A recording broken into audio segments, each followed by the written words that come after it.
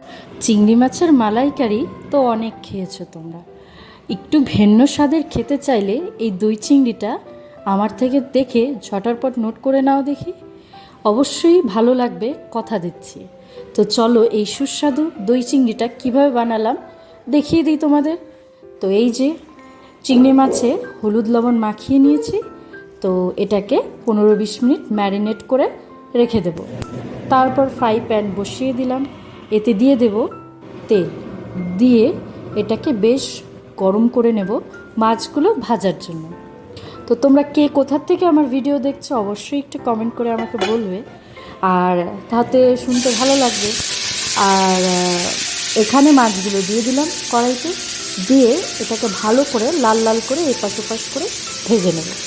তো মাছ ভাজা হতে থাক, পাশাপাশি আমি একটা পেস্ট তৈরি করে নিই। পেঁয়াজ, কাঁচা লঙ্কা, আদা আর দেবো টমেটো, এগুলোকে একটু স্মুথ পেস্ট তৈরি করে নেব। তো এই যে মাছগুলো আমার প্রায় ভাজা হয়ে গেছে। তোমরা এই রান্নাটা বড় মাছ দিয়েও করতে পারো, চিংড়ি। তো তেলে দিলাম দারচিনি আর তেজপাতা ফোড়ন। তো তারপর দিয়ে দিলাম সেই তৈরি করে রাখা পেস্ট। একদম কম উপকরণে আমি রান্নাটা করছি, সবসময় যে বেশি কিছুই দিতে হবে সেটা না। তো কম উপকরণেই রান্না স্বাদ হয়, তো তোমরা অবশ্যই ট্রাই করবে। তো এই দেখো তেলে আমি দিয়ে দিলাম, দিয়ে দিচ্ছি লবণ পরিমাণ মতো আর হলুদ, দিয়ে এটাকে ভালো করে নাড়িয়ে কষিয়ে নেব তেল ছাড়া অবধি। তো তারপর দিয়ে দিচ্ছি চেরা কাঁচা লঙ্কা। তোমরা স্কিপও করতে পারো, কারণ আমি পেস্টও করেছি, তোমরা ঝালটা বুঝে দেবে। তো তারপর সবাই জানো দই দেওয়ার আগে অবশ্যই গ্যাসটাকে বন্ধ করে নিতে হবে 2 মিনিটের জন্য।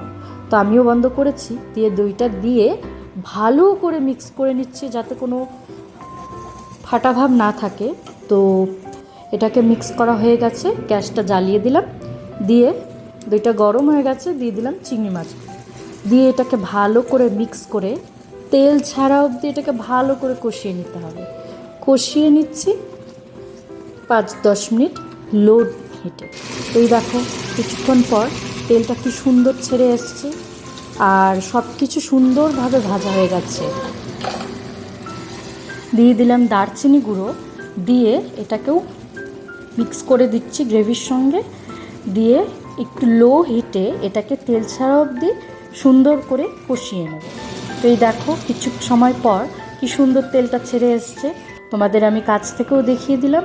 তো আমি নামিয়ে নিয়েছি, দেখো কেমন লাগছে দেখতে অবশ্যই কমেন্ট করে জানাবে। আর এমন সুন্দর সুন্দর রেসিপি পেতে হলে অবশ্যই আমার চ্যানেলটিকে সাবস্ক্রাইব করে লাইক করে পাশে